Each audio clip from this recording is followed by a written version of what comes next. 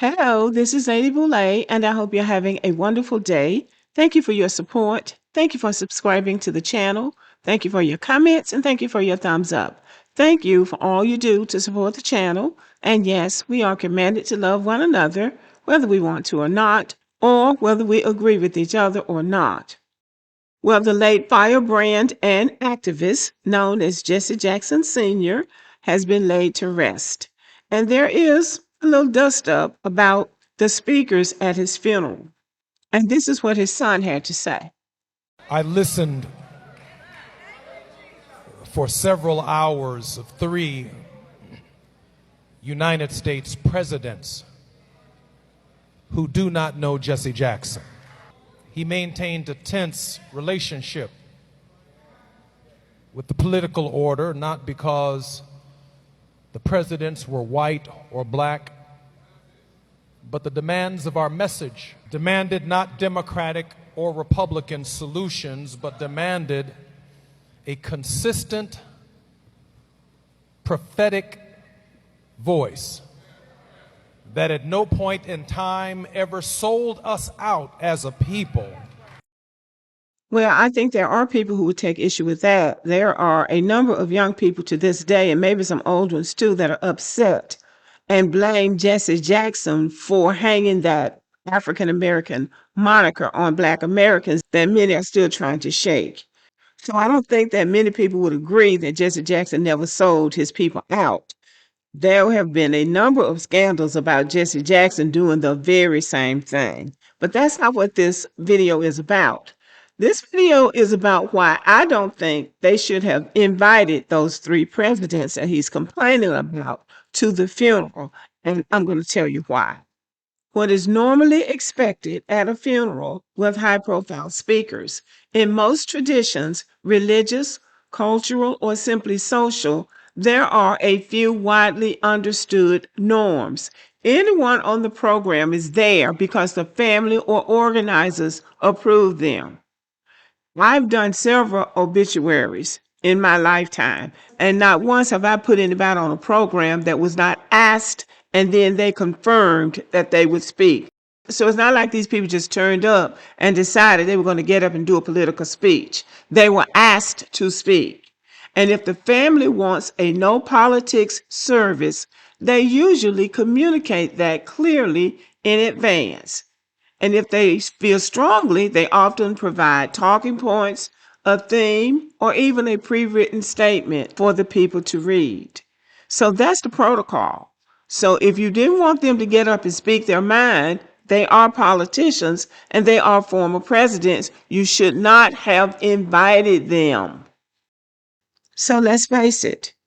Jesse Jackson was not a former president or vice president. He was not a member of any cabinet. He was not a senator or a member of a House of Representatives. He was pretty much a self-made man, and he operated from his own agenda. So if the family had wanted a private, strictly personal service, then they shouldn't have invited former presidents. Inviting presidents signal a public funeral, not a private one. Once you invite a president, you're inviting a political figure who speaks in a political register. And that's how presidential eulogies work. They connect the person's life to national themes.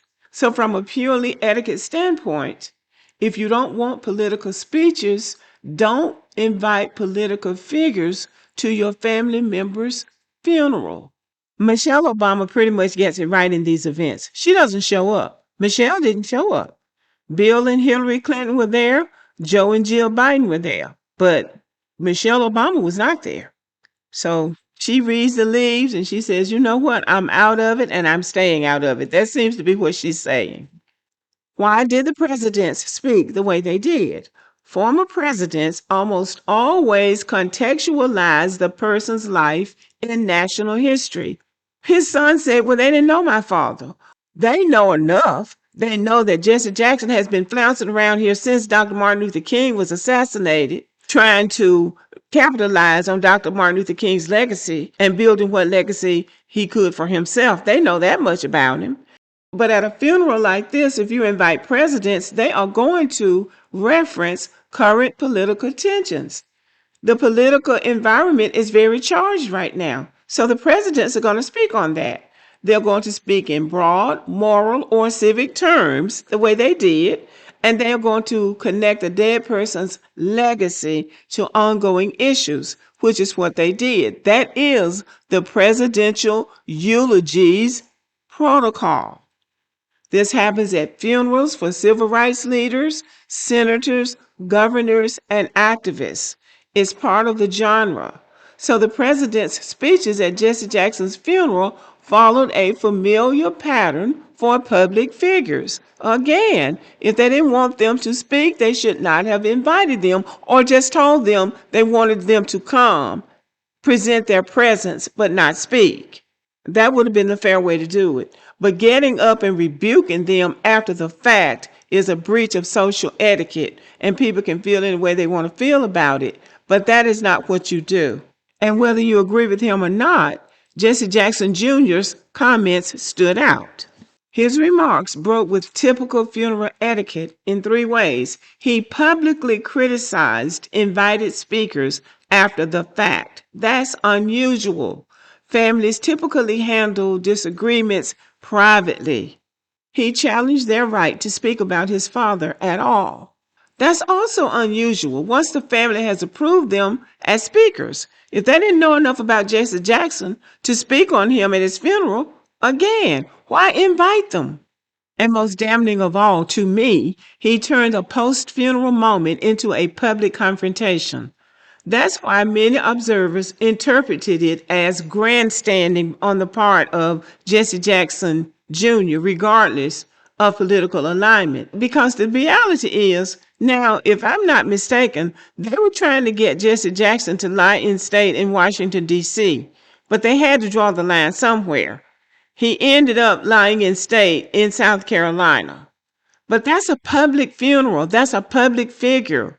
So where are you trying to draw the line? Now, I know many of you may not agree with me on this point, but many of you will. Jesse Jackson Sr. had a long, complicated public life. People saw him very differently depending on their generation, their political background, their relationship to the civil rights movement, their view of activism and ambition.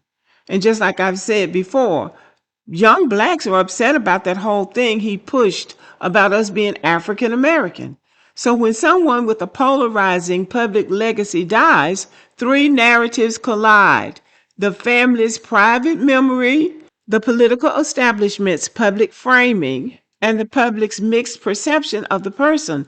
Jesse Jackson Jr.'s comments came from the first narrative, the family's private memory, but they landed in the middle of the other two because he was also a flamboyant public person. So these are my takeaway thoughts from this funeral.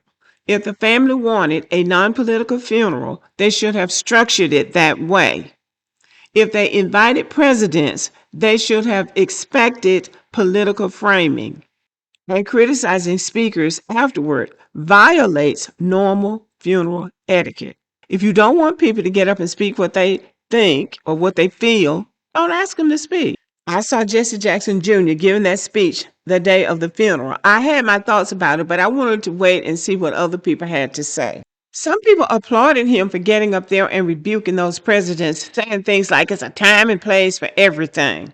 Well, as far as I'm concerned, it was a breach of social etiquette to invite somebody to a funeral and then rebuke them for saying what they had to say. And I believe he was grandstanding. Somebody said he was upset because Joe Biden wouldn't pardon him because remember, he went to prison for 30 months for stealing and mismanaging campaign funds.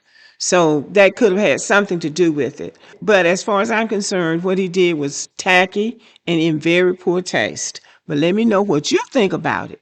Thank you for listening. Keep warm out there and have a great day.